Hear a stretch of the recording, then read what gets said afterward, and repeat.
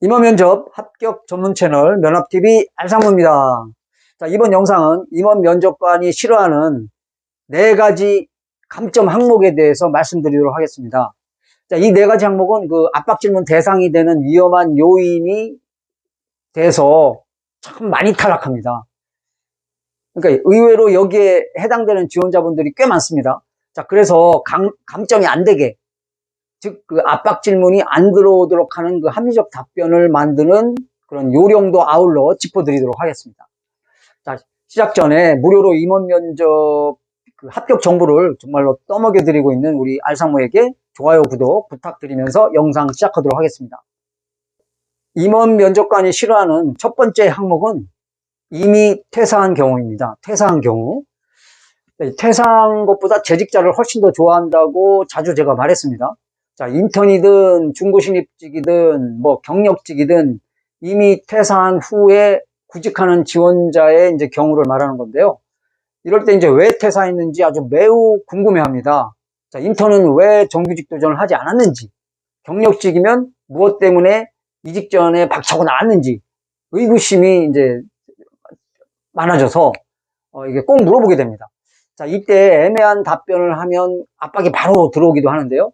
자, 이때는 합리적인 답변을 하면서 압박이 안 들어오게 하는 것이 이제 첫 번째 급선무인데, 자, 예를 들어서 인턴직이었다면 정규직 전환이 없어서 현재 타 회사 면접을 진행하고 있습니다. 이렇게 말하거나, 혹은 제가 경험한 직무, 더 잘할 수 있는 직무로 이직하기 위해서 현재 구직 중에 있습니다.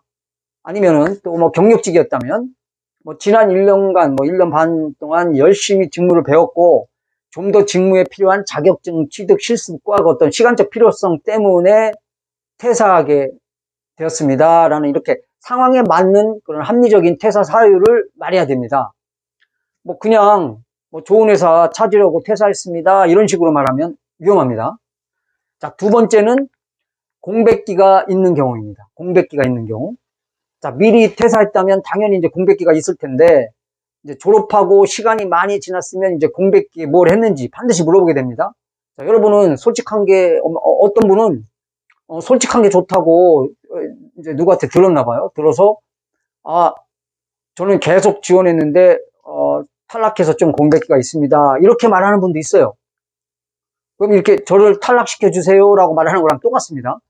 자, 솔직한 건 좋은데, 굳이 말하지 않아도 될 말을 해서 탈락하는 분이 의외로 많습니다. 자, 이때는 이렇게 대답하는 게 좋아요. 5개월 또는 6개월의 공백기가 저에게는 자격증 공부나 어떤 강점을 키우는 이런 직무 강점을 키울 수 있는 어떤 계기가 되었습니다. 혹은 학창시절 인턴 경험이 마케팅 직무였는데 1년간 다른 직무를 제가 하다 보니까 잘 맞지 않는 직무였고 다시 마케팅 직무로 복귀하고자 퇴사하게 되었습니다. 그래서 공백 기간 동안 마케팅 관련 교육 과정을 수강하면서 강점을 키워왔습니다. 자, 이런 식으로 답변을 하면 크게 그 압박 질문이 들어올 상황을 모면할 수 있으면서 긍정 질문을 또 들어오게 할 수 있습니다. 그럼 마케팅 교육에서 주로 어떤 걸 배웠나요? 또는 뭐 마케팅을 잘할 수 있는 그런 본인의 강점 하나만 얘기해 볼래요? 라고 이렇게 긍정 유도 질문들이 들어올 수가 있어서 그때 이제 자기가 연습했던 것들 또 준비했던 걸 얘기하게 되면 이런 공백기가 있는 경우가 무색하게 어떤 자기의 또 강점을 오히려 발휘할 수 있는 준비했던 거를 강점을 얘기할 수 있는 그런 계기가 될 수 있습니다. 자, 세 번째는 임원 면접관이 싫어하는 항목 세 번째는 전공과 지원 직무가 안 맞을 때입니다. 전공과 지원 직무가 안 맞을 때 이런 경우 굉장히 많아요. 자, 전공이 체육학과, 뭐 원예학과, 아동학과 등과 같은 그런 어떤 뭔가 그 전문적인 그 특수성을 띤 이런 전공자들이 일반 사무직에 지원하는 경우에 이런 경우가 있고 또는 화학이나 생물학, 조선공학, 재료공학 같은 이런 이공계 전공인데 마케팅이나 기획, 재무 직무에 지원하는 경우도 많습니다. 이럴 때 이제 고개를 갸우뚱하게 됩니다.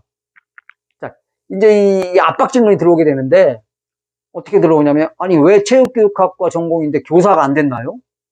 아니 재료공학 전공인데 반도체나 전장회사로 안 가고 왜 그 유통회사 왜 IT 회사의 마케팅에 지원했나요?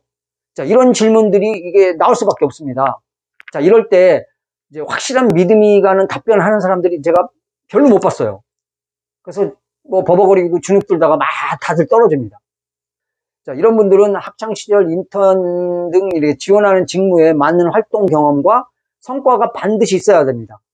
자, 그래서 이 직무의 전문가가 되는 것이 저의 목표이고 지난 수년간 이 분야에서 꾸준히 강점을 키워왔다라는 이런 히스토리를 설명할 수 있어야 됩니다. 그렇게 여러분들이 자기 상황에 맞게 준비를 하시기 바랍니다. 자, 네 번째 임원 면접관이 싫어하는 항목. 이거는 이직 횟수가 많을 때입니다. 이직 횟수가 많을 때. 이게 경력직에 주로 해당되는 경우인데, 물론 신입직도 이게 해당이 됩니다. 신입직의 경우는 이제 인턴 시에 세 군데, 네 군데 이렇게 옮겨 다닌 분들이 있어요. 그러니까 여러 기업, 이렇게 세네 군데 여러 기업에 근무하면서 이제 그 임원 면접관들의 눈에는 이제 이게 좀 탐탁지 않게 보일 수가 있습니다. 아니, 정규직이라도 올라갔어야 하는 거 아닙니까? 뭐 다른 기업 정규직이 합격했어야 되는 거 아닙니까? 라는 압박이 바로 들어올 수 있어요. 또 경력직의 경우는 이직이 많으면은 조직 충성도가 없어 보일 수가 있습니다.